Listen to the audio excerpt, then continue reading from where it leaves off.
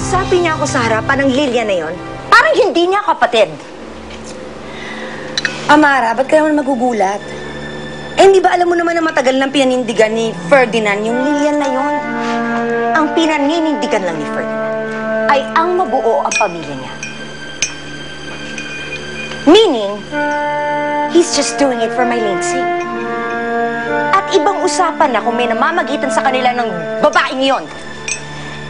Ikaw naman, I don't see anything wrong with that. Alam mo, dati naman mag-asawa yung dalawang yon. At the same time, nagmahalan din naman sila before. At saka, hindi imposible, Amara, na ma-develop ulit sila sa isa't isa because they had it before.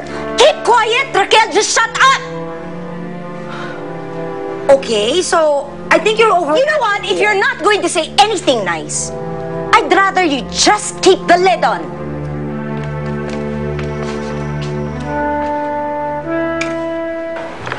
Ferdinand, dapat hindi mo na pinatulan ng ate Amara mo. Alam mo naman yun, hindi pa rin niya matanggap na nandito na ako. Naku, Lilian, dapat tanggapin na niya. Alam na naman niya kung ano yung nararamdaman natin para sa isa't isa, hindi ba? Tapos ano, aaway-awayin na naman niya ako katulad ng ginagawa niya noon. Di na pwede yung Lilian. Kumagalala, ipagtatanggol kita. Tapos ano, kayo naman na magtatalo. Ayoko naman nun, Ferdinand. Dapat ihanda na natin siya at ihanda na rin natin ang sarili ko. Mas magiging maingat na ako ngayon para kaya ko ng panindigan at paglaban ng anak nating si Mylene.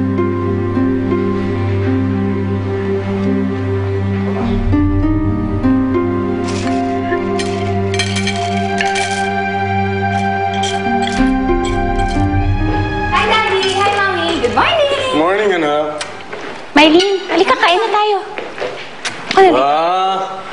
Mukhang maganda ang gising ng dalaga ko ngayon, ha? Siguro may nagpapaganda na, ano? Eh, paano nga kaya, Daddy, kung meron ng nagpapaganda sa akin? Opo! Ano yan?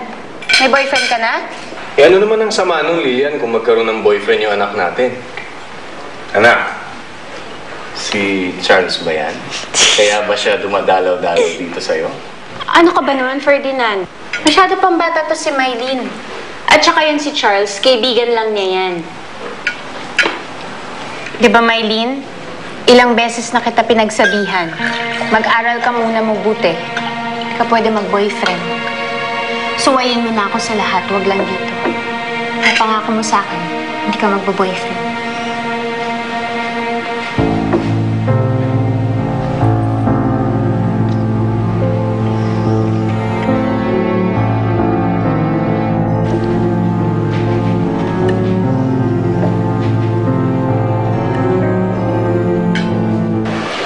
Ikaw nang bahala dun sa Christmas party, ha?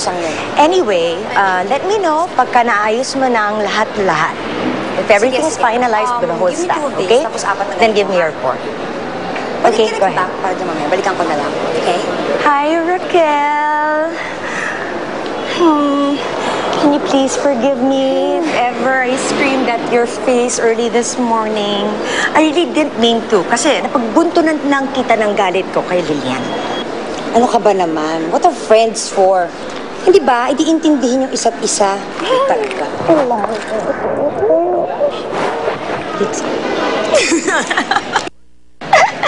Hey! Uy! Gina! Hi, Amara! Kamusta? Oh, I'm doing well. This is my friend, Raquel. Si Gina, yung psychiatrist ni Lilian at girlfriend ng kapatid ko. Oh! Nice to meet you. Hi, friends na kami ni Ferdinand. Baka mamaya maniwala ka kay Amara. Ikaw naman. Pwede naman eh. In fact, mas kasundo nga kita eh.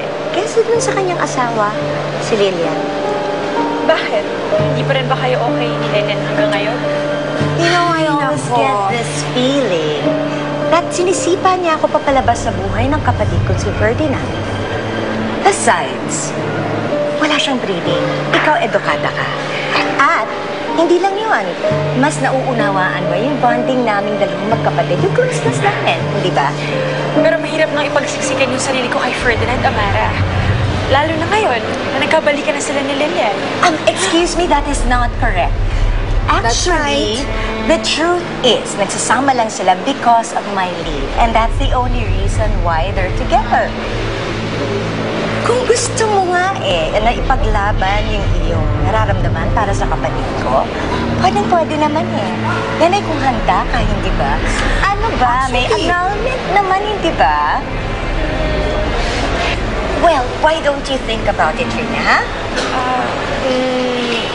Okay, I have to go ahead kasi bibili pa ako ng mga gifts para sa Christmas party sa hospital. Okay, it was really nice seeing you. Nice We seeing don't wanna you guys keep you. too. Nice Alright, meeting you. Bye. Bye.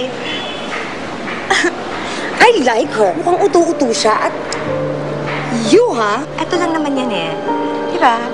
Para lang mawala yung attention ng kapatid ko doon sa Lilia na yun. Exactly. And this girl, obviously, mukha namang in love sa kapatid mo. Mukha namang mauuto mo siya. Unbelievable. You're so smart. And, Come on. ang galing ng idea mo. Coffee's on me. Let's go. Ay, naku, Amara.